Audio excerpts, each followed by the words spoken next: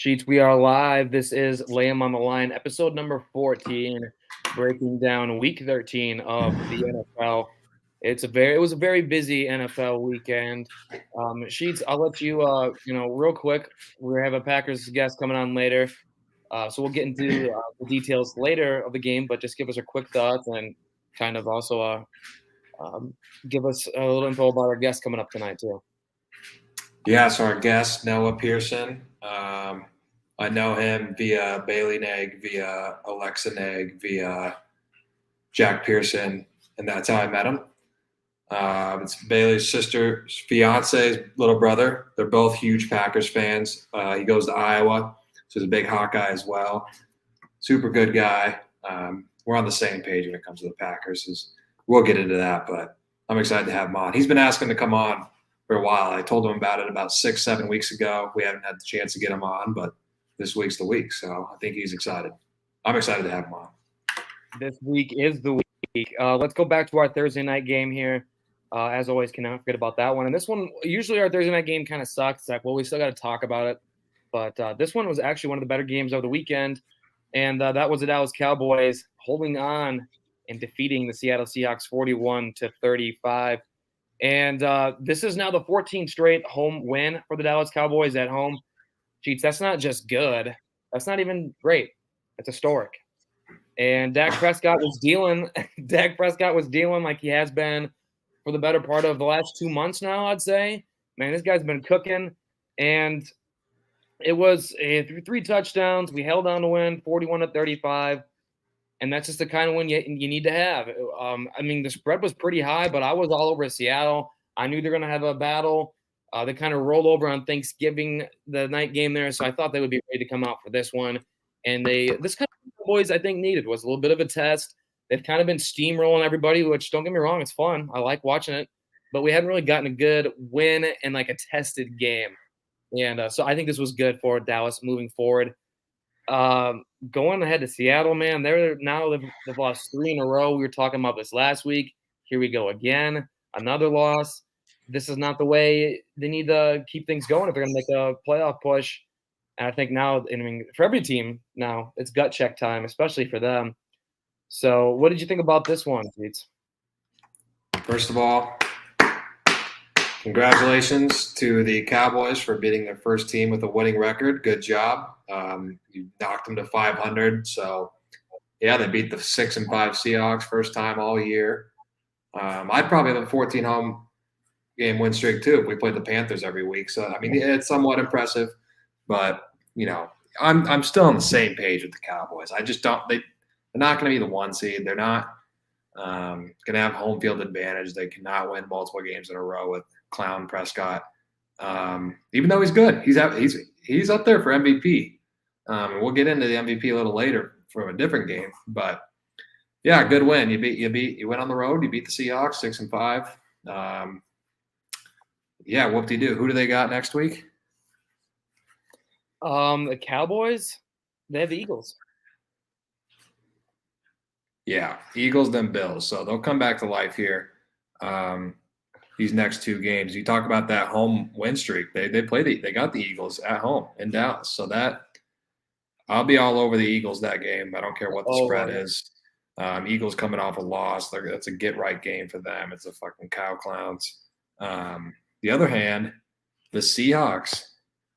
Let's talk about them for a bit because I'm this close to Geno Smith writing me back because they are 6-6 and now what seems to be a crowded NFC wildcard race. And they've got the 49ers and the Eagles the next 2 games. So they're going to be staring at 6-8. It's kind of tough to come back from. They need to split one of those 2 for sure. But I got a feeling they're going to be sitting there at 6-8. And next week they may be on the Russell write-off list. I know there's no chance we can put him on the regular one. I don't disagree with that, but that's where I'm at with both these teams.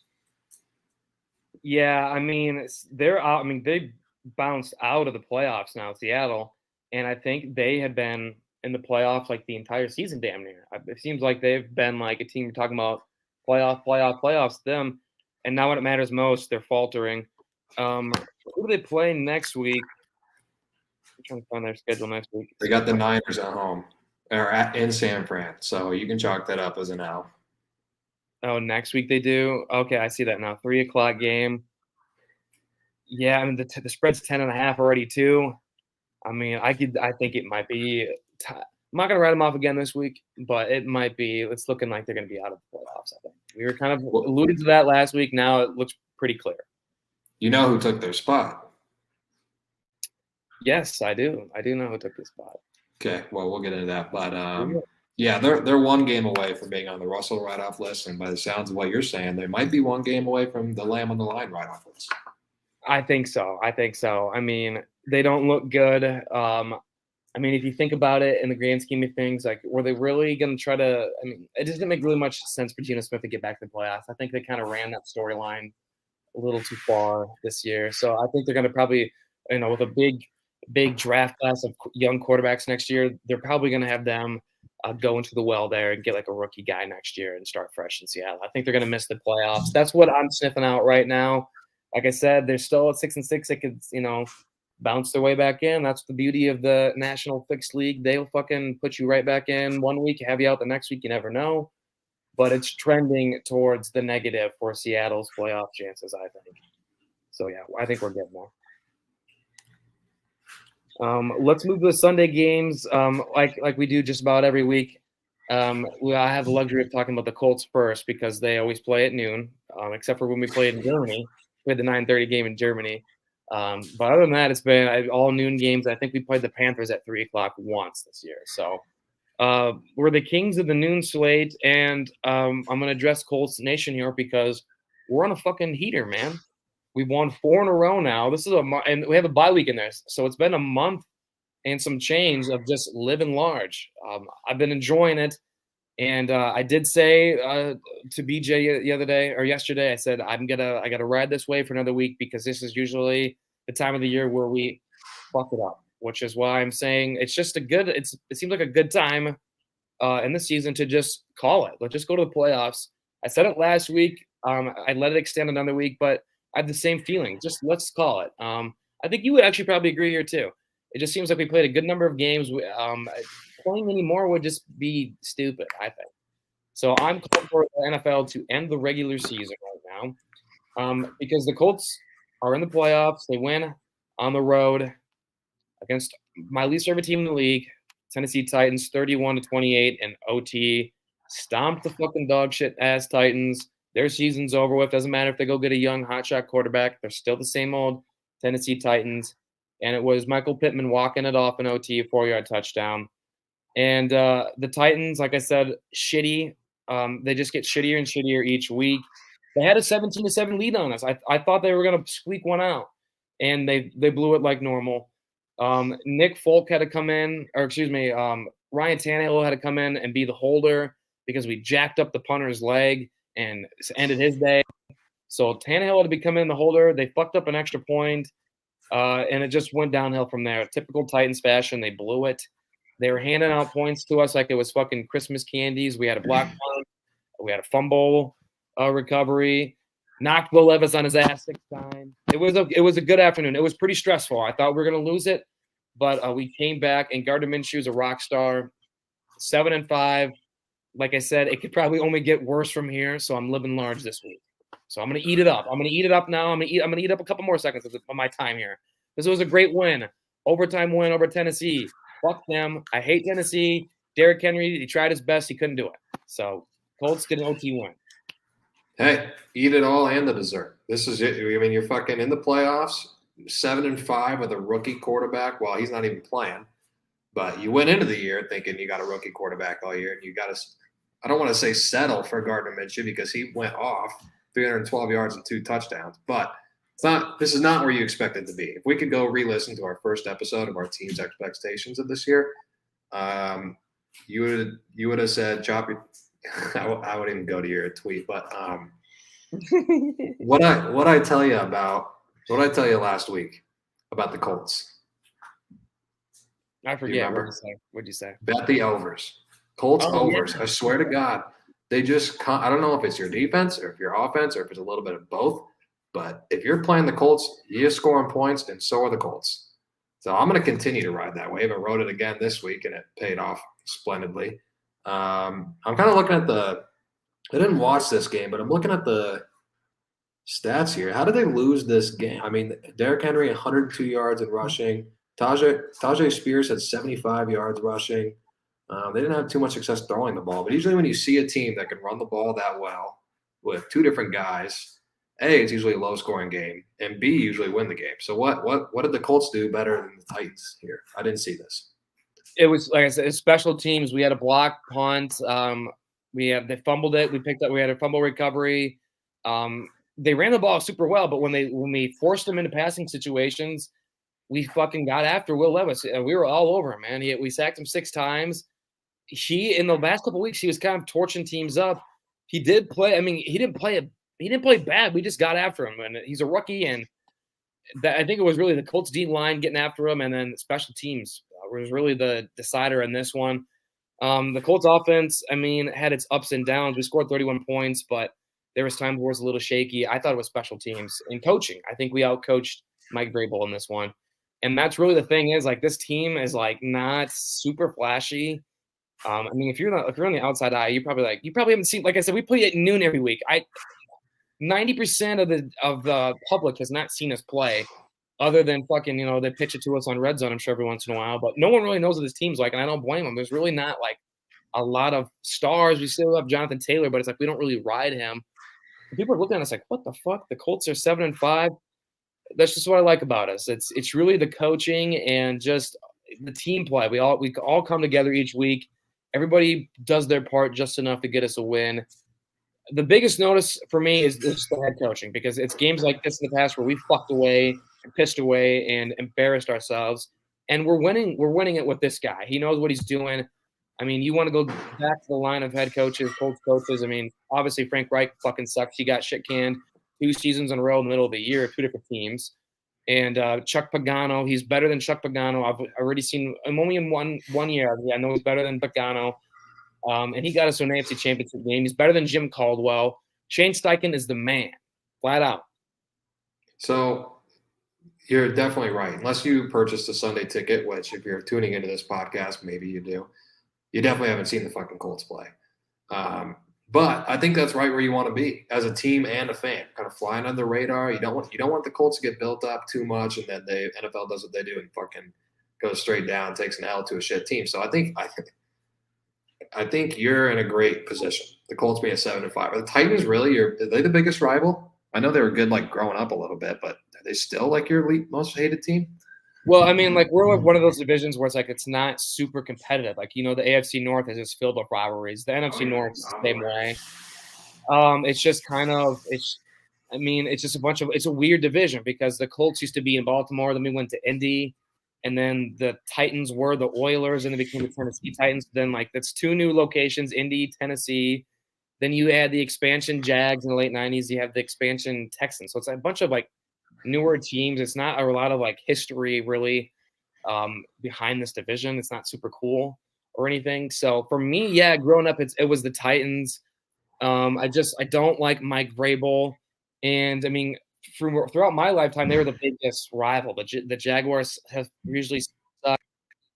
The Texans have had a few years where they were okay, but they usually suck too. It came down to the Colts and Tennessee, whether it's been Ryan Tannehill the last 5 or 6 years, 6, 7 years. Before him, they had Marcus Mariota. I mean, we battled a couple times for the playoffs. Mariota won the division a couple years. I think 1 or 2 years when he was there.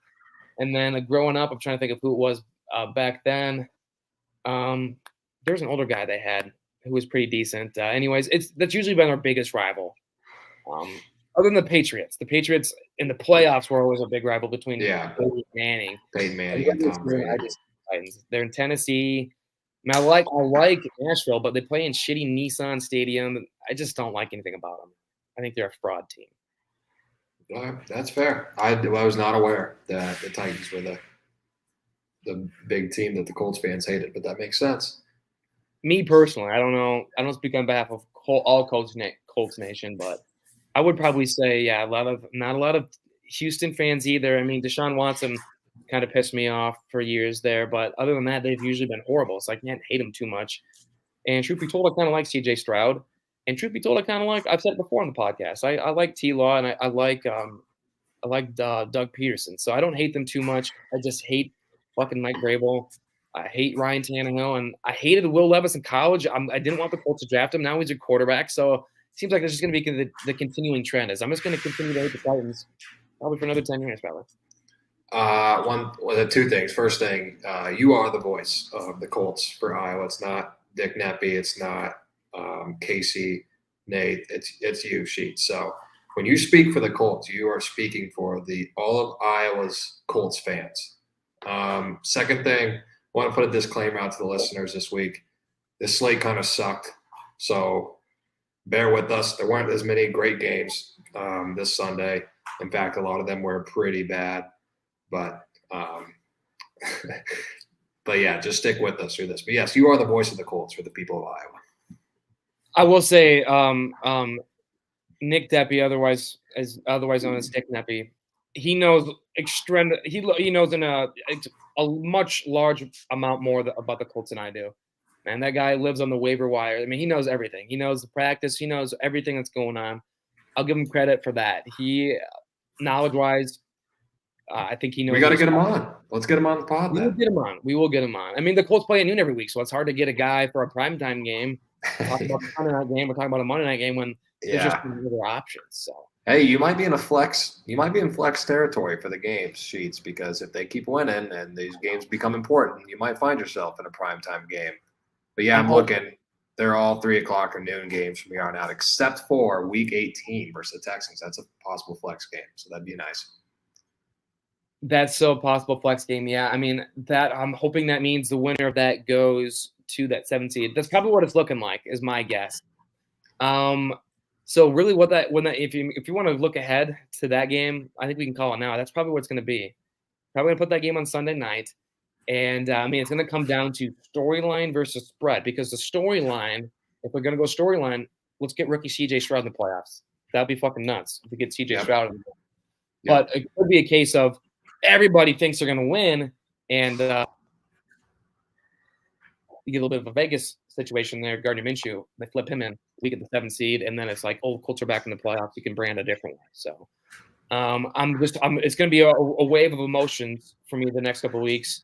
Like I said, historically, we would piss this away, big league. But I feel like with Shane Steichen, I know he's still first-year head coach, so it still could go awry. But I just feel like I have a sense of comfortability with this guy in close moments. I haven't had that for years. So Andrew Luck. Since Andrew Luck has been there, and even Andrew Luck's is the first year with Frank Reich, where we went to the playoffs a year. It was Andrew Luck's last season. We still it was a roller coaster. I was looking back at some of the games from that season. That year we lost to the fucking Jags 6-0. That was in there, and there was a couple games we pissed away, and we actually just got hot at the end. We won 8 or 9 in a row to get in the playoffs. We had a shitty start. Frank Reich was never a very solid coach.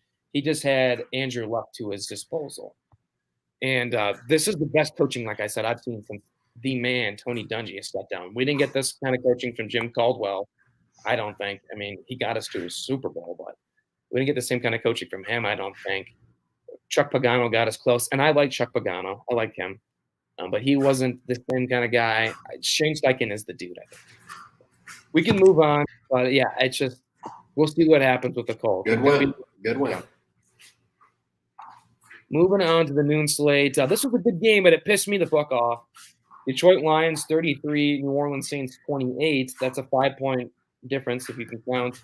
That's important because I was all over New Orleans. I thought they were going to fucking hand this one to them right. I thought they were going to fucking give them the bag in this one. So I took them plus 4.5. You know what I mean? I was all over them. And they blew it. And I'm still not used to the new Detroit Lions because this is games like this where they fucking piss it away. And now it's just like, no, this is the new one. They don't do that. They win these kinds of games. I'm still not used to it. So I'm still wrapping my head around that. Sam Laporta is the second coming of George Kittle. 9 catches, 140 yards, a touchdown. And I swear, dude, sometimes Jared Goff looks a little bit like Joe Montana, I think. And this is one of those games. Well, I'm we got to talk about your guy because I think he sucks. He's been getting booed on the field. The whole crowd wants Jameis. They want Taysom. Everybody in the NFL is tired of seeing Derek Carr play. He was great to watch when he was a decent quarterback in his prime. He sucks now. He sucks. We got to move on. Get him out. They're just bad. The Saints are bad in all aspects, and they got to throw Tamus or Jameson in there. I just can't. I don't want to watch Derek Carr anymore. On the other hand, your boy Laporta, your other boy, he's a dog. He is going to be a top 2 tight end here in 2 years in the league, I think. Kittle's going to retire at some point. Kelsey's going to be gone. I think Laporta's the next guy up there. But yeah, I was kind of, as a Packers fan, I kind of wanted to see the Lions lose this game. I wanted to see Derek Carr and the Saints come away with this, but they just couldn't and didn't. Again, no surprise there. But this pretty much locked up the division for the Lions, I think. I think there's no chance that they're not division winners with the Vikings losing last game and them winning this one. So. Okay. Well, look, listen up. We've had this talk with a different NFC South team, the Falcons. This is just how it goes with them. There's going to be stretches where they just beat you down into a pulpit. I can't watch this guy play quarterback. I can't watch this team play. And then they start to rattle off some wins. The Falcons, you said, get rid of Desmond Ridder. And they tried it. They went with the fan favorite. They went with the fan favorite veteran, Taylor Heineke. That didn't lead to shit. Okay, so you want to put Jameis Winston in there? They did at the end because Carr got knocked out at the end. He went in there. He didn't do anything. He had a chance to win. He threw for 41 yards. Did he win the game? He had a chance to win the game. Did he win it? No, I watched the end of the game. He didn't win it. I had money on them to win the game. They had a chance to. Jameis Winston didn't do it. So this is what I'm going to say. Yes, Derek Carr has not looked good. The Saints have looked like shit. They're 5-7, but I'm telling you, they're going to rip off 4, maybe 5 wins to end the season. They're going to either go 4-1 or 5-0, and they're going to bounce right the fuck back in the playoffs. This is my pick to win the division from the beginning of the year, and I'm telling you right now, this is when they're going to do it. And I'm not saying it's because they're a great team or anything. I'm saying it because this reason. Let's look at the next schedule, the upcoming schedule here. Sheets are 5-7. Panthers next week. They're going to roll them. Flat out. They're going to roll them. 6-7. I don't know. Giants. They're going to roll them. 7-7. Rams in a Thursday night game. My guess is, I'm looking at it right now. This is a couple weeks ahead, but the spread right now is Rams -3. And my guess is there's going to be a ton of people on Rams in that one. So give me the Saints in that one. Now they're now they're 8-7. Fucking A. Now they have a winning record. Then you get Tampa Bay on the road. This is, again, so far out in the future. This would be a New Year's Eve game. I guess there's NFL games on New Year's Eve this year. It's a Sunday. That's going to be wild. Sidebar. But the Tampa Bay the Saints are favored by 1.5 in this one. On the road, give me them to win that game. They're 9-7, and then the Falcons to close out the year. Fuck that shit. They're done. The Falcons are done. They're gonna win that one. They're gonna be 10-7, 5 in a row for New Orleans. That's what I'm calling. Derek Carr, not. I'll say 3-2 at best. Okay. You got Kamara last week saying he doesn't even know. They asked him how's the offense going. He's like, I don't know. We're kind of in a weird spot. It's like, dude, you got a veteran quarterback. I know you got a new coach, but like. If you're any veteran quarterback, you better have a handle in your offense. You can't have your starting running back saying, I don't know where we're at with the offense. Like, what? They're not winning 5 games, Sheets. I'll tell you that right now for free.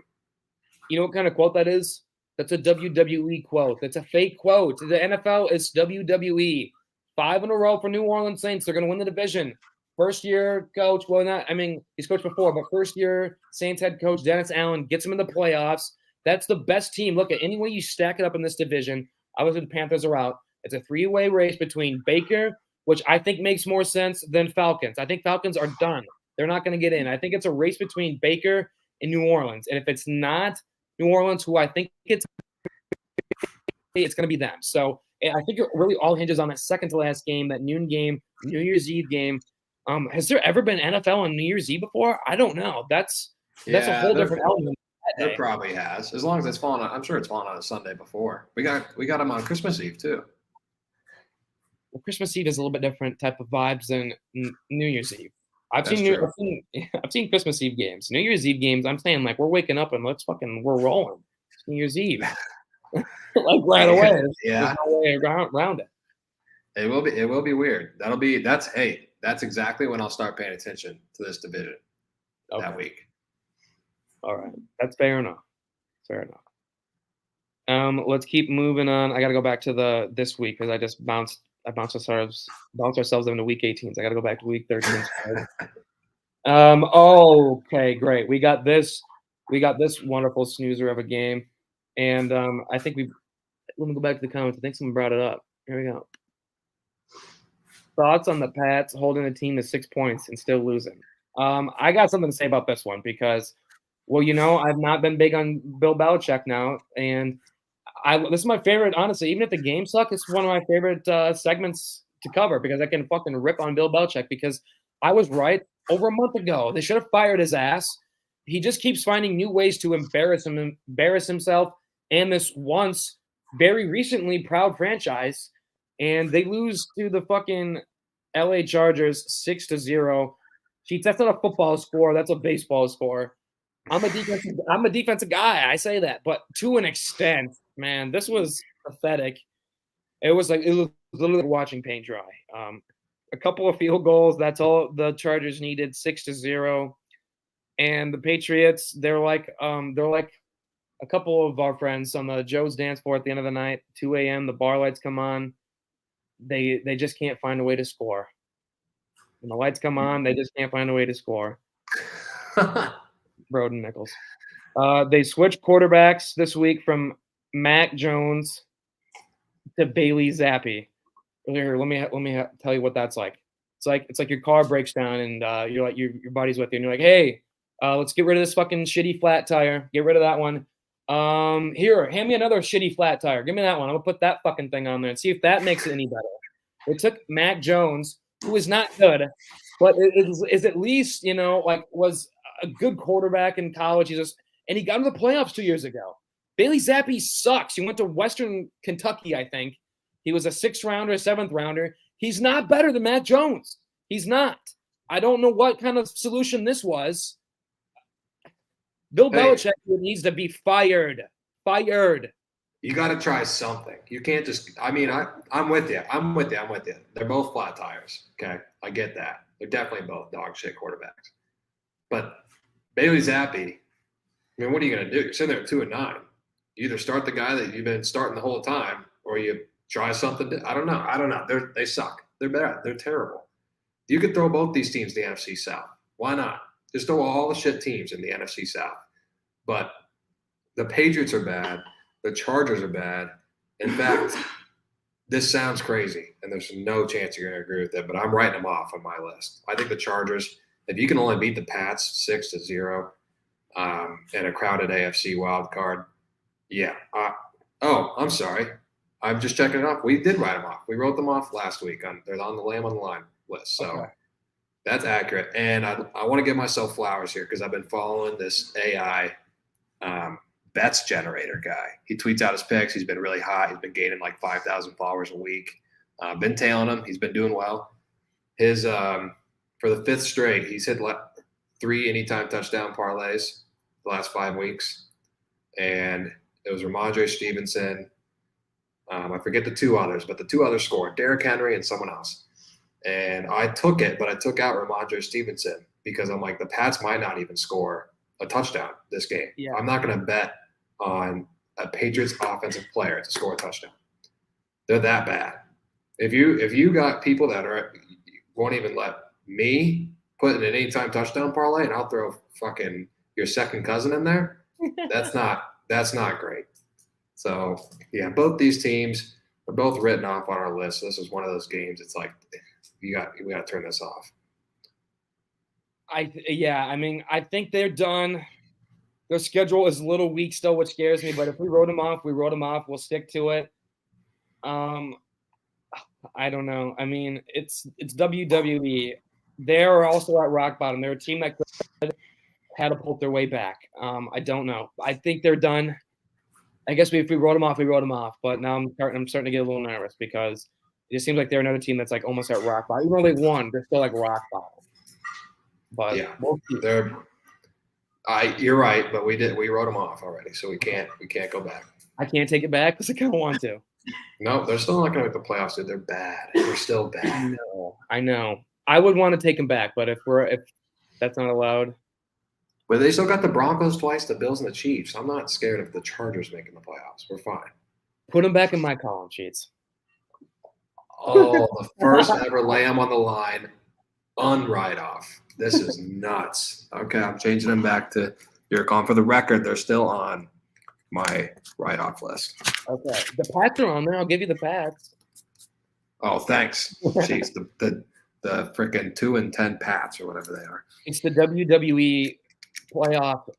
It's the playoff push, WWE style. They could bounce anybody back in there who's relatively close. It could be dicey because I'm just looking ahead. Next week they're 4-7 now with the win, right? 4-7. 5-7. 5-7, even better. 5-7. Next week they're 3-point favorites against the Broncos. Right now this could change, but 92% of the public is on Broncos +3. So that makes me think, Chargers win that one. 6-7. 2 weeks from now, shitty Raiders on a Thursday night game. We'll see what the public money comes on. They could ship that one away, where everyone's all on the they hammer it all on the Chargers. They could ship that one away to give it to the Raiders, but it's still the shit Raiders. They could still win that game. So that could be 2 wins in a row. 3 weeks from now, they have Buffalo, and who knows what goes on with that one. They've been pissing all over these teams all year. They could. It's going to be a battle of which one do they want pissed on the most. That could be the end of the line there, but I don't know. It could go either way in that one. I'm going to put them back in my column for now, but they're barely on. They're on life alert. Right. I switched them back over. Enough about this shit Big Ten game. We got to get on to this. I know. We do. Moving on. This one doesn't need much of an introduction either, but they're in playoff contention, so we already mentioned this NFC South too. The Falcons win 13-8 over the Jets on the road. It was an ugly win. Desmond Ridder didn't throw a pick. That's kind of the name of the game. It's like, just don't turn it over, man. Just don't turn it over and see what happens. And usually when he doesn't turn it over, they win. It's usually ugly, but they're 6-6. They're now ahead of the Saints via a shitty loss to the Lions. So they're now 6-6. They're first place in the division. The Jets, I will write the Jets off. They are done. I think we did last week already. I don't know if we did already or not. I wrote them off. You did not. So we will add the Jets to the lane. Well, here we go. Let's flip-flop. That's not a bad trade-off.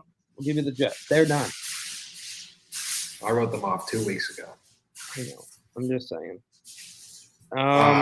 Also, real quick on the Jets, they're bad. And I think they lost the locker room. I think the defense, although they played well against shit Ridder this game, I think they are done. And I think I'm going to start betting against them for the rest of the weeks. Yeah. I hope so. I mean. But that's all we got to say about the Jets. They're terrible. I know. The only thing is this game it's just another step back, just like the last one. I thought it was kind of like you on your junior prom. There was a lot of fumbling around, but there wasn't a whole lot of finesse. Yeah, exactly. That's really all I had to say about that one. Moving on to the noon games. Oh, this was also. Do you want to comment on this? Do you have a comment on this one? Yeah, it's great. Jeez. How about the Steelers losing at home to the Cards? I mean, I didn't see this one coming, but this was a gift to the Colts. So I was thrilled with this one. And it just came down to the bottom line is Kenny Pickett got knocked out. And who replaced him with? Shit-ass Mitch Trubisky. He was a washed-up quarterback from the time he got into the league, and he had no shot. He had no shot. So they gifted the Cardinals a win here to get them 3 wins. I don't think they want them to get that number 1 pick. That's really what it came down to. They're like, hey, what can we do when can we gift the Cardinals a win? Because we don't want them to pick number 1, and it really won't bounce the Steelers out of the playoff contention too much. I think they're still the 5 seed, right? They're still the number 1 wild card. Yes, they are. Yeah. They're out of the Browns still. So it didn't really do much to deflate their egos. And if you're a Steelers fan, it sucks, but it's just like whatever. I don't know. But that was my take on that one. Was that? I've been all over with the Steelers this year. I bought into them on week 0, bought $100 share. Then I sold that share about week 4. And then I bought $200 worth of the Steelers. And now I'm about to sell that again. I don't know how long Kenny Pickett's out for. I don't care. Even if he's starting, dude, they're so sad. The Steelers, they have so much talent, and they have the dudes to do it on defense and offense. And then you lose to the 2-10 Cardinals at home. I could see losing on the road, maybe, to Kyler Murray and the Cardinals. You cannot lose that game at home in a tight race for that wild card. I don't want to see him in the playoffs. I love Kenny Pickett. I like George Pickens, Jalen Warren, TJ Watt. I love all of them. But this is a team now. If you're – a Big Cat said it best. If you're drunk enough, you might mistake the Steelers for the Hawkeyes. It's the same thing. You seriously, if you're drunk, you might not even need to be that drunk. It's about the same. It's about the same exact kind of operation there, the same exact uniforms. I mean, fuck, we ripped their uniforms off from them back in 1980. So, I mean, yeah, it kind of the same deal. But if you're a fan of them, it's kind of fun. Yeah. Sure could be, Sheets. Big Ten West champs. What I'm trying to say. Yep. 10 wins. We're going to play on New Year's Day. Yep. Moving on to another nooner we have here. I didn't watch a second of this one, really. I don't know if you did or not. But, I mean, when the Colts are playing, that's obviously at the helm of main focus. So the other noon games is they got to draw some kind of interest. And I didn't I had money on this one for – I don't want to admit it publicly, but I will. I'm a man of integrity. I had money on Washington. I thought they're going to cover plus 9.5. They did not. They lost by 30, 45-15 Dolphins. They rolled it on them. Commanders, man, didn't they start 3-0? Start off 3-0, and 1-9 down the stretch. I hate to say this about my man Ron Rivera because I think he's one of the better coaches in the NFL. They probably got to get rid of him. They probably got to do it. And yeah, the Dolphins, you love them. So I'll let you elaborate on this one because they just fucking flattened another team. Yeah, I mean, the Dolphins did what they do. They are the best team in that division. They can score so quick. It's almost like when you watch them, it's like you're back playing NCAA 14 on the PlayStation 2. Just fucking score, touchdown, field goal. High-scoring games. Yeah, Riverboat Ron needs to go. He might even – I'm guessing he'll be fired before the end of the season. But I was with you. I did not have money in this game, but I do not blame you at all for betting with the Commanders because I thought Sam Howell, I thought this team had some grit. Sam Howell's a good thrower. He was going to come back, backdoor cover. No. And yes, back to the best team in that division by far right now. It's not even close. You guys are a 500 team. What do you fucking do? So are the Packers. So what are we talking about? Am I wrong here, Meisner? As it stands, they're the best team. It could flip-flop. Like I said, we're headed to a WWE. I don't know what the big main events are. There's like Hell in a Cell and cage match.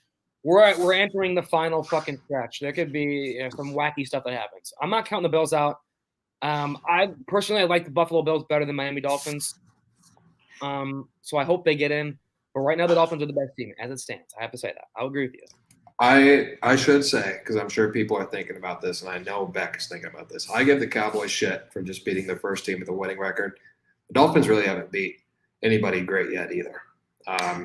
Actually, at all. Their best win is probably the Broncos at home, and that was 70-20. Other than that, yeah, they played a lot of shitty teams. But even then, they're, 3 –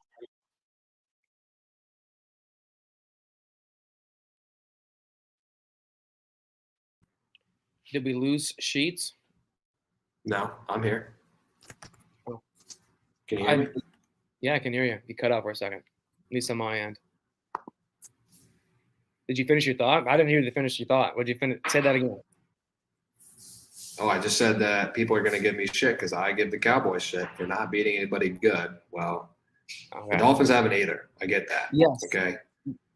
They're still the best team in that division. They have a 3-game lead over the Bills. Bills haven't won every game they should. By the way, Bills lost to the Broncos in Buffalo. So the Dolphins beat them 70-20 back. If that's what you want to ask, who have they played that's good and beat? You guys both played the Broncos. One of them waxed them, and one of them lost to them at home. This is what I'll say about this. The Cowboys and the Dolphins are the same team. The Dolphins are the Cowboys of the NFC. The NFC the Cowboys are the NFC equivalent of the AFC Dolphins. Yeah. But I have a different take on it because I think both of these teams are very good. They just happen they're both very good teams. You think they're shitty. They're both kind of shitty. Or actually, you think the Dolphins are good, but you think that the Cowboys are shitty. I think they're both very good teams who just happen to play a weak schedule that's going to get tougher in the end. We're going to learn a lot about these teams these next couple of weeks when it gets a little bit tougher. But I think they're both good teams. Before we move on, I don't think the Cowboys are shitty. I just don't think they can play consistently enough, and beat good teams to get to the Super Bowl. So we'll see. I think the Dolphins are going to. I think that the Cowboys can make a Super Bowl run. I don't think the Dolphins could, but I think they're both about. I mean, they're pretty much the same. They're on par with this. They've had the same season equivalents to each other, I would say. Yeah. And to the we fucked up Dolphins in Buffalo, you make no sense, Russell. Yeah, that was one game. The Packers beat the Chiefs last night. We're not better than the Chiefs. I'll openly admit that. What are we talking about? Moving on here. This was another battle here. It's a shame this would have been a great 3:00 game. I wish they would have moved this one from the noon to the 3:00 slate. It was Houston in a barn burner over the Broncos, 22-17. I guess not a huge barn burner, but it was kind of it was like an old AFC shootout, 22-17 victory for the Texans over the Broncos. I mean, I was rooting for the Broncos in this one. Obviously, I don't want the Texans to win any more games than they already have, but they pick up another win. They're still a spot behind us, though, in the playoffs because they lost 2 weeks ago now. So we are ahead of them, but we do have the same 7-5 record. But if they see the end of the day, they'd be out of the playoffs. So they're scaring me a little bit. Houston is. I mean, I thought they were a team they're going to win 3 games, 4 games, and now it's like, shit, this team is maybe going to make the playoffs. So I don't know what this means for the Broncos. I still think they are fine. I mean, they're winners of 4 of 5. I don't think this means I'm not going to count them out after one loss. They still look very good. I think they'll work their way back up in the next couple of weeks. What do you think about this one? This was a great game. This game meant a lot more than you think if you're a casual NFL fan. You probably sat there looking at 6-5 Broncos versus the 6-5 Texans. What to do? Now, this game meant a lot. They're both in the AFC. This both goes towards your conference record, and they're both battling for that same wild card spot. So, like you said, Houston's right on the Colts' ass, as well as possibly the Jaguars, depending on what they do tonight. And they have the Jets next week, and then the Titans after that.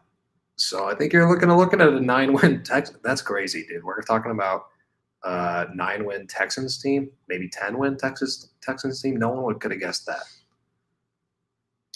I know, and I don't like it. I don't like how good C.J. Stroud looks. I don't like that they're winning these games. I don't like that they're well coached again.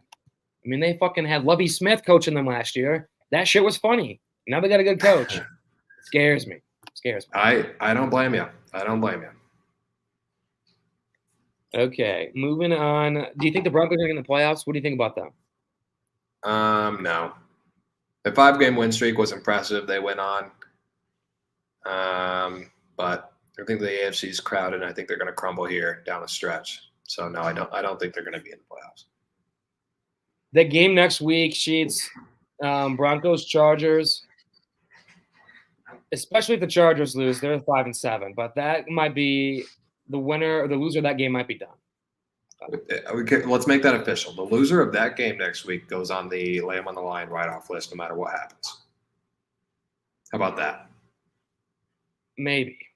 No, you got to agree. If the Chargers are 5-8, they are done. Yes, the Broncos possibly. Chargers have got a 5-8. I mean, I barely have them in this week. But. Let's make that decision. Jeez, let's agree on that. Okay, I'm fine with that. Okay. The Chargers are 5-8. No. We're writing the loser off. Maybe. The loser Chargers for sure. I'm not going to crumble this easy. I'm not going to give in this easy. I'm very stingy with my write-offs. I can tell. I am not. But I haven't been If I proved grew up wrong in an yet. era of write-offs, I would have grown up in the Great Depression. I don't like to hold on to them as much as I can. Fair. Moving on. Are we in 3 o'clock territory yet? Let's see. You gotta be. I hope so. I think we are. It was Tampa Bay. I mean, this one I'm just going to gloss over. Tampa Bay Buccaneers beat Carolina Panthers 21-18. Mike Evans had a long touchdown. Something to note about him, he said 1,000 yards for 10 straight years. That's pretty cool. The Panthers suck. Frank Reich is gone. He got fired. I think that's funny. And they probably should have kept Steve Wilkes from last year. Panthers are still in the division race. That's all I got from that one. I got 2 things as well. Neither really about the game. Mike Evans, very, very impressive. And he's we've watched him for all 10 years. We've got to see his whole career basically and remember it. 1,000 yards, all 10. For some reason, he just doesn't have that name like Devontae Adams or Tyreek. His name doesn't hold as much value as Reggie Wayne, Marvin Harrison, Jordy Nelson. These guys that were I don't know. I'm not saying he's not as good as them, but for some reason when maybe it's because he's been on the Bucs. That's probably why. It's Mike Evans on the Bucs who haven't really done much. I mean, Tom Brady, the Super Bowl, of course, but other than that. And then the other thing I had was the first team has officially been eliminated of the NFL playoff race, and that is your Carolina Panthers. So congrats to them. They're probably going to get the number 1 pick, and we'll see you in 2 years. Right. They need I don't know what they're going to do with that number 1 pick. You could trade it. You could get a guy. I mean, personally, I don't know if Caleb Williams would want to go there. If he even goes, who knows? That's a big mess in itself. We'll see how that the number 1 pick plays out. That's always a fun thing to, it's always a fun thing to keep track of this year, even more so than ever, because all the quarterbacks and the teams, there's an interesting mix of teams in here because some of these teams who are shitty ass teams actually kind of have decent quarterback. Kyler Murray, Chargers, Justin Herbert, Panthers. I mean, they already have a guy. I would think they think. I mean, I would take Caleb Williams over Bryce Young, but we'll see with that. That's going to be interesting to see how that plays out. I'm excited for that number 1 pick race, even more so than ever.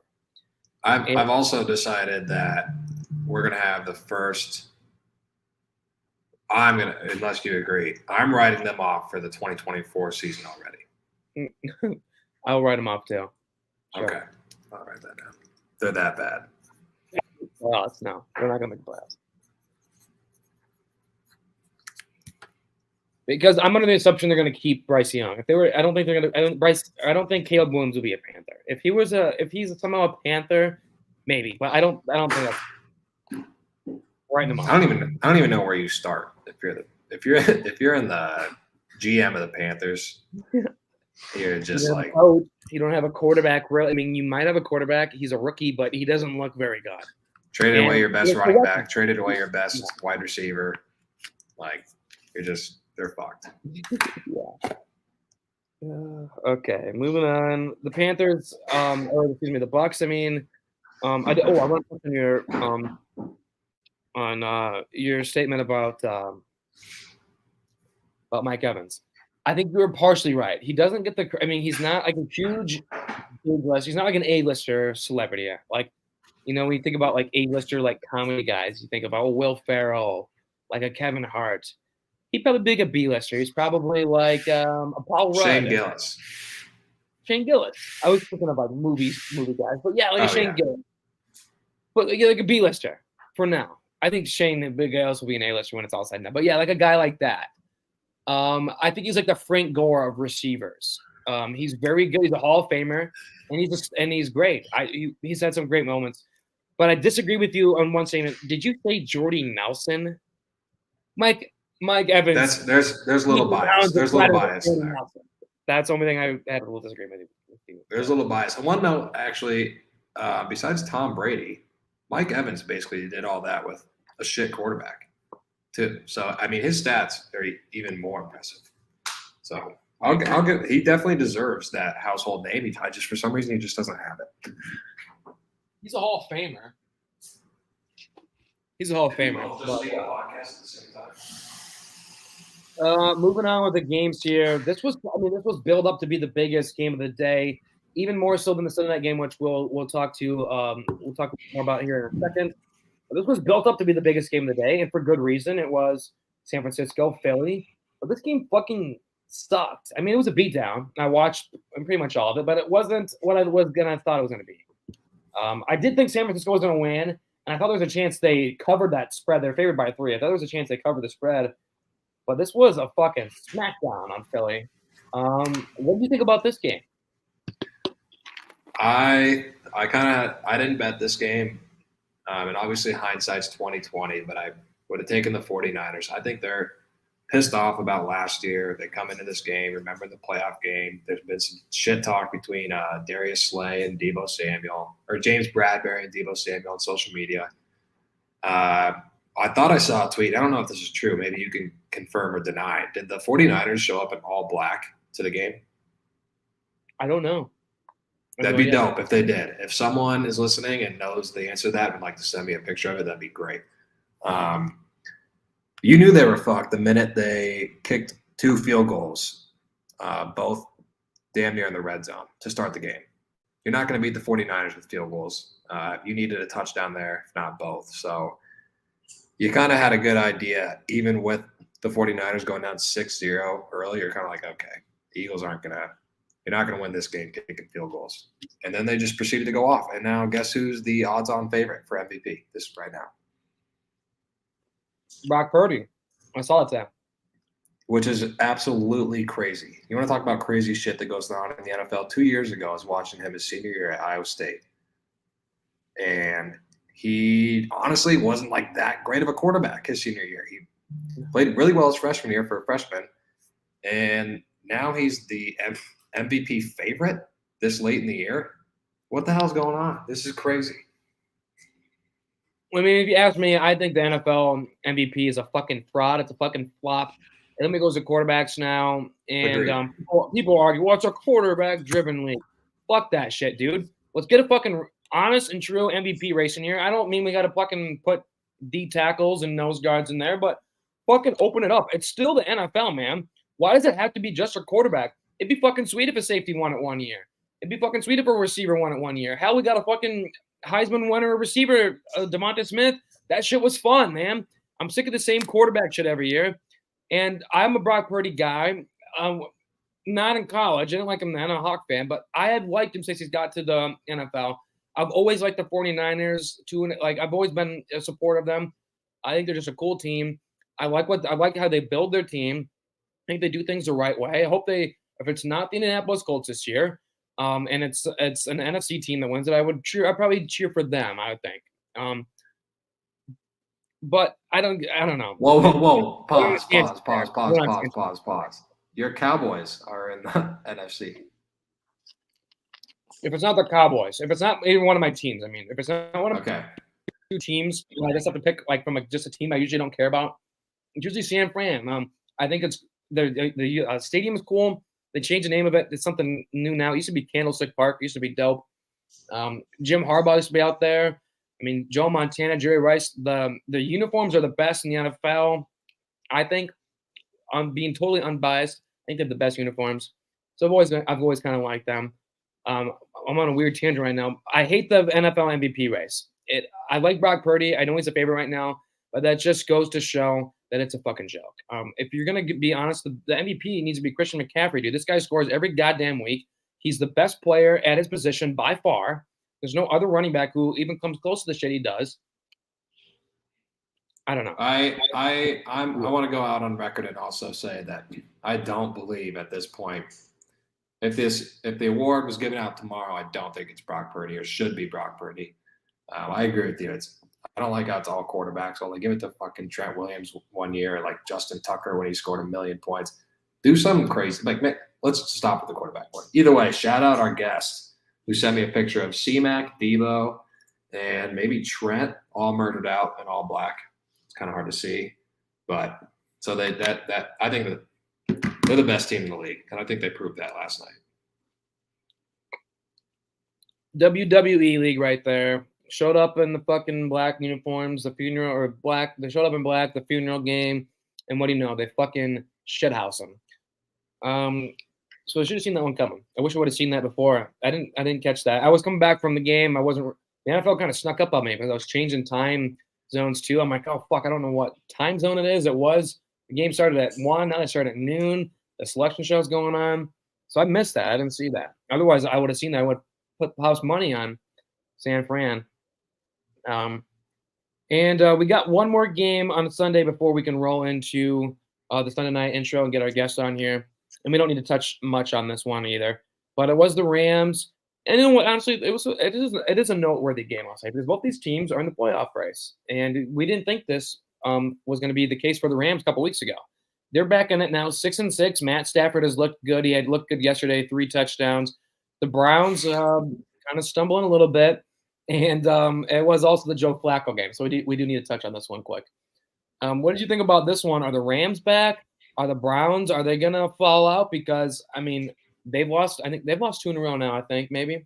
The Steelers lost last week. Yeah, the Browns have lost 2 in a row. They lost the Broncos 2 weeks ago. So the Browns going to fall out. And what do we got going on here? I think the Browns are screwed when they're not playing at home. Their defense isn't as good when they're not at home. Something changes.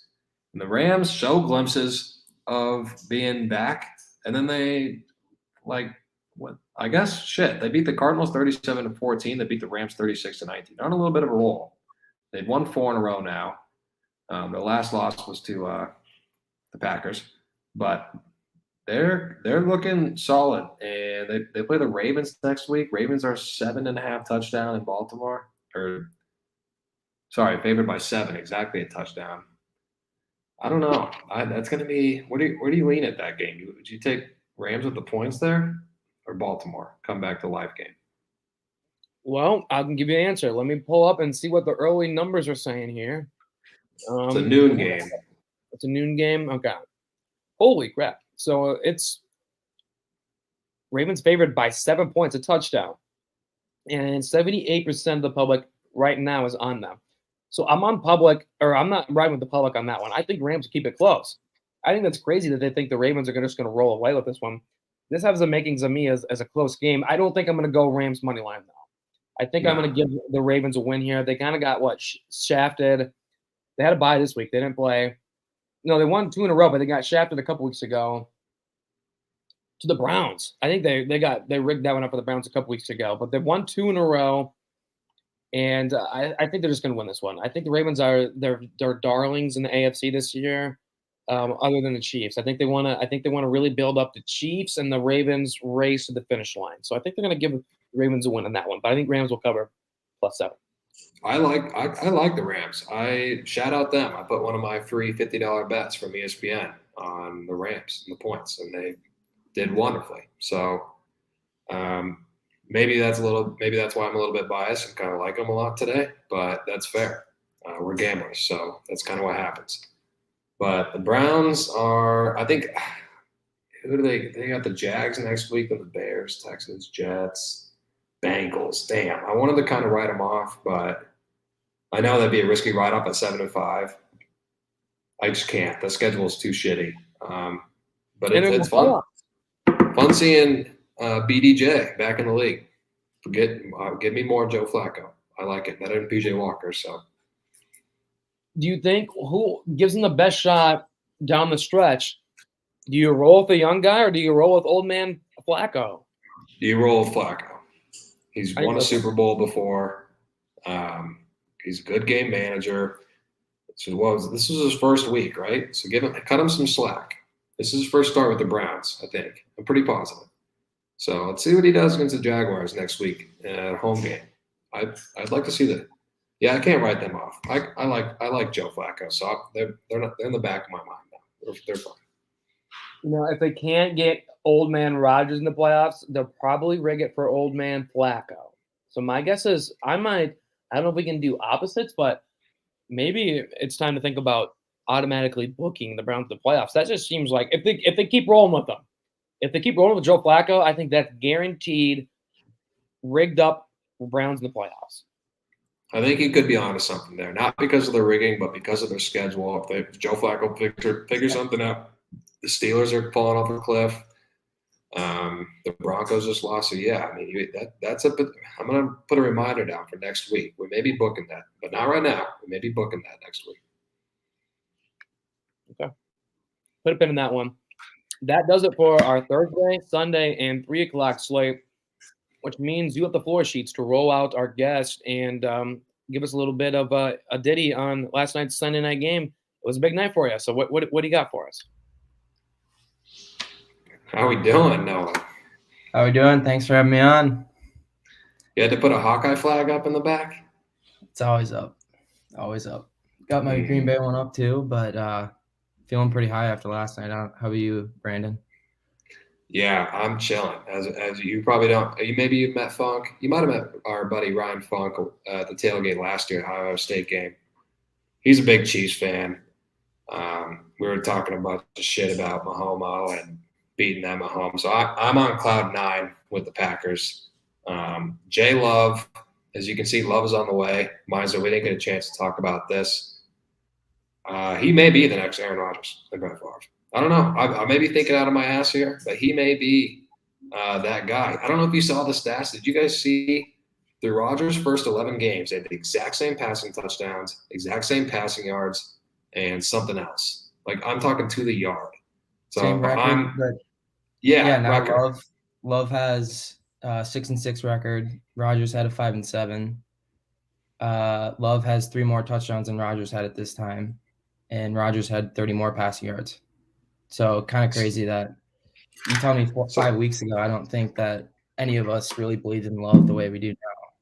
So where are you at with Love? What is Love our quarterback the next 5 years, or are you not ready to jump the gun on that yet? Yeah, I think he is. I think you kind of saw it with the receivers in the beginning of the year.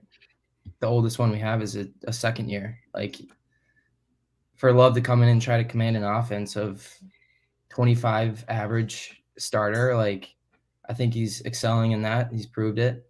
But I don't know. I think that some Packers fans were too used to winning, and we just have to give our young team a little bit more time, I think. Hey, and who knows? We might even be in the playoffs this year. Like, that would be a huge surprise for everyone, I think. Oh, we're in the playoffs. No, we're making the playoffs. I was one of those people. I grew up an Iowa State fan, so I was used to losing with them. The Packers, grew up watching them. You know, they're kind of my fallback. I got to lose on Saturday. I got to win on Sunday.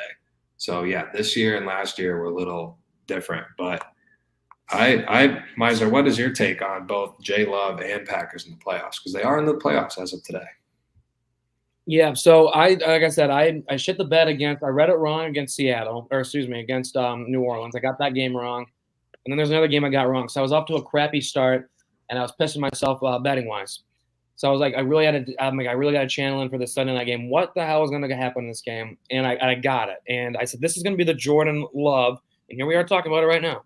This is going to be the Jordan Love career game. This is going to be, they're going to roll him out Sunday night.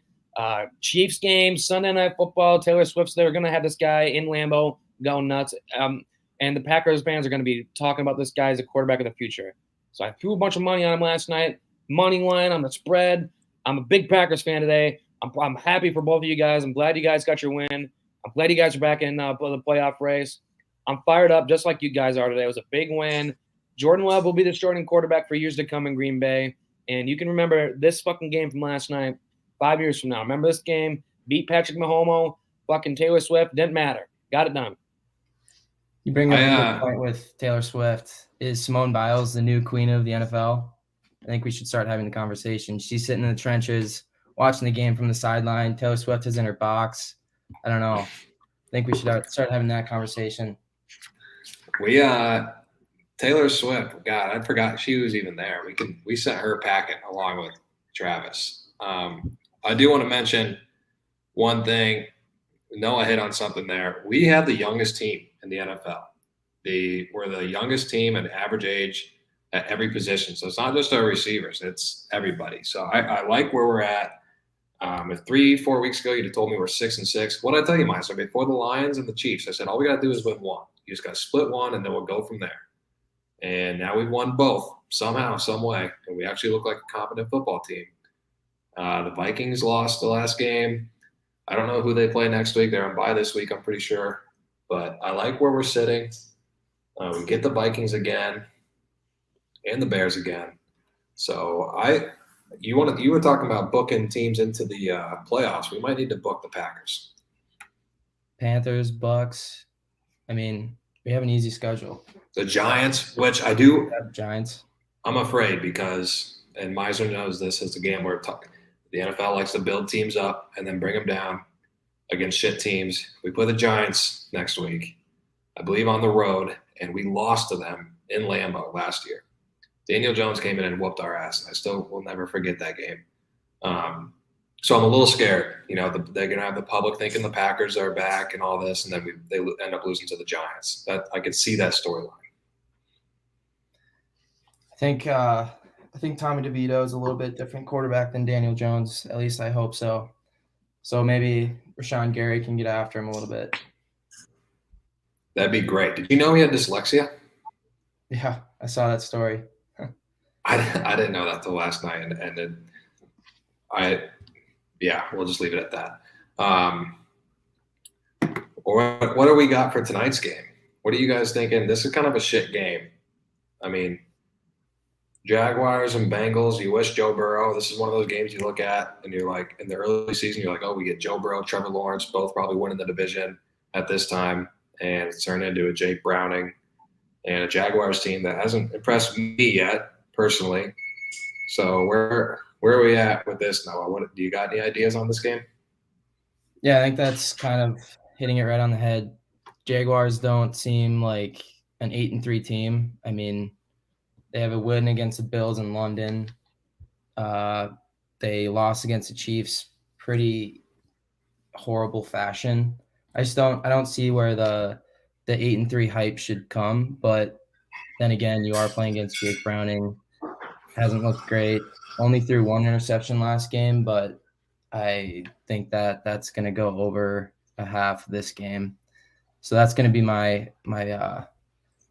analysis on the game. I think that the Jaguars win, maybe a backdoor covered by the Bengals. I don't know. It's a weird game, weird feel. Meisner, same thoughts? Or are you with Noah here? Jags get an easy win. I would not bet your money on Jacksonville to cover the spread.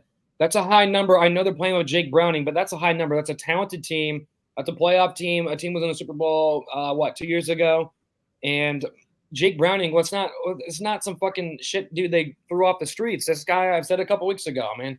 He played, I think, 4 or 5 years. I think he started 4 or 5 years at Washington, got into a playoff, coached by playoff, was in the Heisman contention 1 year. I think he finished like 5th or 6th. He's their backup for a reason. Like, Joe Burrow has a history of injuries. Like, they know damn well they have to have a competent backup. They wouldn't have this guy in there if he stunk. I feel like that's a team that really knows they gotta get it right at the backup spot. So I think they know what they have in Jake Browning. And tonight, I would not bet on Jacksonville to cover that number. I think it's way too high. Like I said, the Bengals team is way more talented to be given 10 points against Jacksonville. So I'm all over Bengals plus 10.5, whatever you can grab that at, 10.5. I don't think Jacksonville covers that. I don't know if it's upset special, though, but there's potential for upset special for Cincinnati tonight. I think there's potential. I agree with you, Meisner. I think 10 points is a lot to give Jamar Chase, Joe Mixon, Tyler Boyd, T. Higgins. I think they're going to put up a fight. Like you said, they knew they had to have a good backup. So hopefully this guy can, show the world that he's at least a competent quarterback in prime time. But that kind of scares me for like the props and the lamb on the line parlay, because you don't know what you're getting with. I personally don't know what I'm getting with Jake Browning. And then I don't know what you're getting with this Jaguars team because I kind of think they're frauds, especially for a 8-3 team. So I don't know. This will be. I'm selfishly hoping the Bengals win this game because I want to prove to everybody that the Jaguars is not as good as people think. And Keegan Nickel, I don't know who you are. Saquon's not running for 150 yards and 2 touchdowns. Oh wait, that's Keegan. That's your Keegan. Yeah. Yeah. Is he a Giants fan? No, he's a Minnesota Viking fan. He's just delusional. Yeah, 150 yards, my ass. I'll give him $10 if that happens. I don't even need the touchdowns. 150 yards.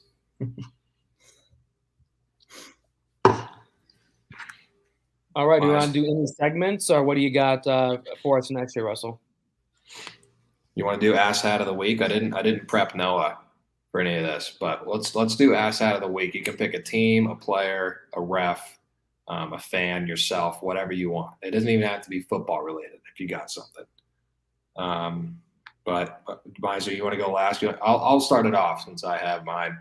It's not even really about the NFL. Actually, it's about the College Football Playoff Committee. If you follow Miser on Twitter at all, you know he's very upset about this.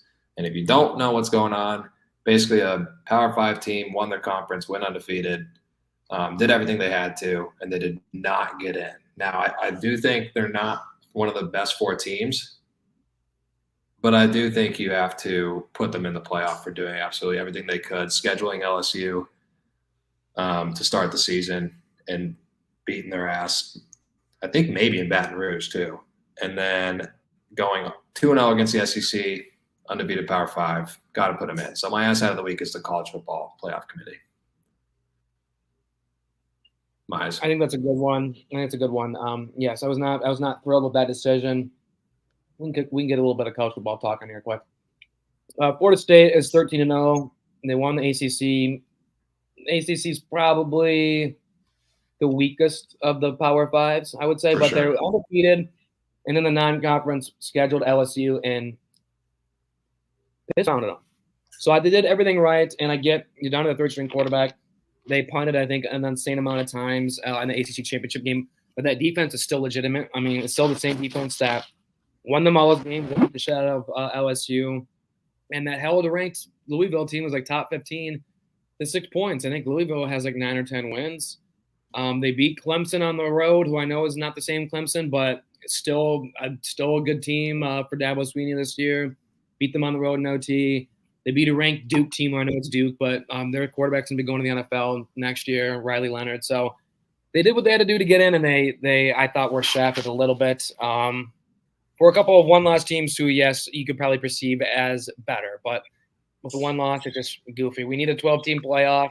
I think 16 would be even better too, but it needs to go, and thank God we're going to get that next year. My ass hat of the week. Hold on, Miles. While you read your ass hat of the week, will you put the last comment up on the stream for me, please? Oh yeah, I got that. Okay, go ahead and read your ass hat of the week. I think my ass hat of the week is probably got to be the Commanders, man. I mean, I put some money on them, and I know that the season's not going the way they had hoped. But shit, dude, 45 points at home is embarrassing. And a 30 burger, when I'd entrusted them with some of my dough, I didn't like it. They didn't get Logan Thomas the ball, 0 catches. I'm starting to wonder if Sam Howell is the guy or not. I don't really know what to make of him because he leads the league in passing. At least he did coming into the week, passing yards. That is, I don't know if he still does. He's throwing for a lot of yards. But now I'm starting to think this guy's fucking worthless. So that's my ass out of the week. The franchise as a whole. I mean, they really tried to build themselves up there early on. They won like 3 in a row to start the year, and now it's just coming to a crumbling. Might have a word there. Coming to a crumbling collapse. 30 burger to the Dolphins at home. I think they're like 1-8 or 1-9 the last 8 or 9 games. So they're my ass out of the week. Embarrassment in Washington. I don't disagree. I don't know why you took Washington with that pick, though. I mean, Dolphins have proved that they beat crappy teams week after week. They can't beat a team with an above 500 record, but I hammered the Dolphins on that one. My ass out of the week is going to be Jalen Carter. I don't know if you guys saw this, but he was crying on the sidelines after the game, and then went onto his social media and called out all the broke bitches that were making fun of him for crying. So I'm going to say that's my asshat of the week. You can't really take that stuff to social media and not expect to get flamed. Yeah, that I did see that. And that guy, I mean, you want to talk about the difference between an NFL veteran and he's a rookie, right? Yeah. I get him and the other guy from Georgia mixed up. Yeah, he's a rookie. You just can't do that. What is he, 22 years old? So he might be your age. How old are you, Noah? 23. 23. So he actually might be younger, yeah. Yeah, this guy, you can just tell. You would never see a 5-year, 6-year veteran in the NFL do anything like that unless your name's Antonio Brown. So that's crazy. He even looks young. He's got a baby face kind of for how big of a dude he is. I don't know. I did see that though. That is hilarious. All right, so that's our asshat of the week. Do you want to do another segment, or do you want to get it right into the parlay here? Let's do one quick segment. You kind of hit on biggest loss. So I just want to go biggest winners away from the weekend. And I'm not going to take the Packers as the easy route. You can. No, we hit on them. Even though Packers are my biggest winners. Okay, but I'm going to take it the second biggest winners of the weekend. And I'm not going to lie to you. I'm between two teams. I'm going to go the 49ers. I almost took your Colts because of the division game. I'm going to go with the 49ers. You go into the Eagles all pissed off. The whole world's watching. And you beat the piss out of them. And not only that, but you have a Brock Purdy, Iowa State quarterback, insane weapons on both sides of the ball. I think they look like the best team in the league, especially after last night. If you lose that game, we're having a different conversation about the 49ers tonight. They won in good fashion. They're my biggest winners of the week. I think that's a good pick. I think that's probably the best. I mean, it's probably the smart. I mean, like that. It's just like the obvious pick. I think they fucking whooped ass on the road. Philly looked like crap, and people are starting to doubt San Fran. So I think that's probably a good bet. If you want to look elsewhere for big winners, I'd give you the Rams, man. People counted them out, including us. I didn't think they're going to turn this thing around. And they kind of, I think they put on the biggest statement other than that game of the day. The previously mentioned game, I think the had the second biggest statement of the day. 36-19 over the Browns. I know it was old man Flacco, and it was kind of close to the end. I think they kind of poured it on towards the end of that game, but still, statement win for LA. They're back in the playoff race. They're joining. You know, we saw we slowly saw the Vikings bounce back in the playoffs. Some other teams are kind of back working their way back in there. There's another team, Packers. The NFC, AFC playoff push is getting crowded. So I think that was mine. I think for my biggest winner, I'm going to go with the Texans. I think they have a pretty easy schedule coming up. The Browns stock is going down. Browns are in the 7th seed right now. I think the Texans are going to end up with that 7th seed at the end of the year. Who was the biggest winner? I heard the last part. Texans. Yes. Okay. That's who I was going to put them in the A seed, and then I think the Browns are going to fall out of the playoffs here. I don't think they can sustain with Joe Flacco. Yeah. Is that the team, Meisner, that I said we should write off? I was thinking about writing off the schedule, right? You were thinking about, writing off the Brown. So I think you might be onto something there. And I was very quickly before he transitioned to the parlay, I was going to say, shout out the Texans because that was a big win after I was looking through it.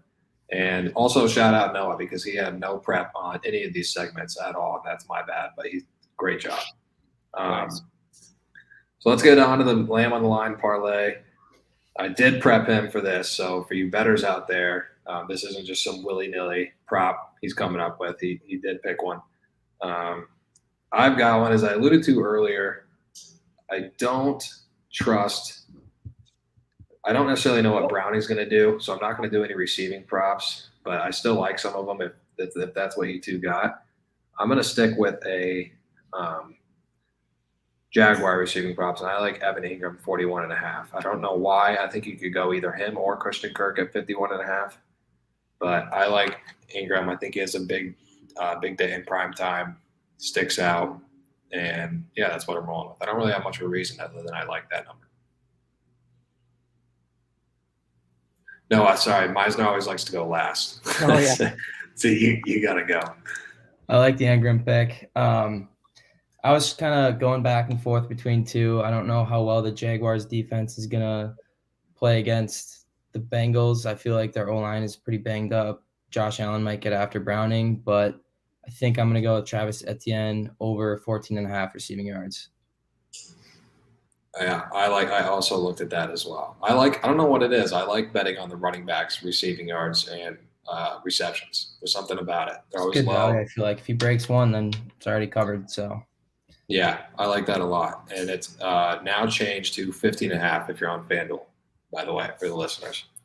So we got Evan Ingram, 51.5, Travis Etienne over 15.5. We're going to finish it off with whatever Chief Sheets has. So if you want to finish this off with another prop, you want to do all prop parlay. I think I got a good one here. Give me Tanner Hudson under 19.5 receiving yards. That motherfucker for the Bengals is not getting the ball. He's not going to get the ball. Tanner Hudson will not crack 20 yards receiving. So that's mine. I'm hoping that's not the one that screws it up because I like yours a lot. But I just don't think a guy like Tanner Hudson is going to see 20 yards receiving. What an interesting – that's the first ever prop that we've taken the under on the Lamb on the Line parlay, but I don't hate it. Actually, I like it. I didn't even know that guy existed until I looked at the player props today. So I like it. That gets us to recap that, Evan Ingram over 51.5, Travis Etienne receiving yards over 15.5, and Tanner Hudson, if you know him, under 19.5, and that gets you at plus 519. For some reason, I don't have a boost on FanDuel, so we're just rocking with plus 519. I think that's good value, though. You could throw the Bengals on, too, if you want. Bengals spread. Otherwise, you can fire it off. I will sign off on that as well, at the Bengals plus 10 also, if you're looking for more value. Perfect. That's a good parlay, though. I think we're going to be in business. We're in need of a winner. It's been a couple weeks, so let's get back on the horn tonight with that one. You have any final thought sheets? Big win for both of our teams. Playoff push is coming up. I think this game will be good tonight. I don't think the NFL will give us a shitty one tonight. So give me Bengals tonight. If you guys have any final thoughts, the floor is yours. Noah? maybe a Josh Allen sack if you guys want to. Not great value, but I still think that the Bengals O-line is just not going to be able to stop him. Josh Allen's a dog. Beck, if you're listening, he may be better than the other Josh Allen at his position, just to ruffle some feathers. This has been a great podcast, and we're both in great positions. Packers look great, 6-6. Colts looking good at 7-5, both in the playoffs. This podcast couldn't be happier, which tells you listeners what? Eventually it's going to stop, and either both our teams aren't going to make the playoffs, one of our team isn't going to, something bad is going to happen eventually to one of us. So tune in to find out who it happens to and how that happens.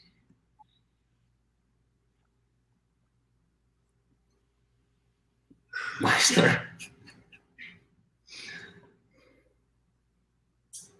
Am I cutting out? I'm cutting out. I think my laptop's about to die. Let's fucking end this thing. Noah, thanks for coming on. I don't know if you can still hear me or not. Either way, big win for both of our teams.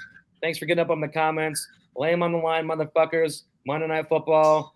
My laptop's about to die, so let's fucking end this thing. Thanks for getting up in the comments, and have a good night, everybody.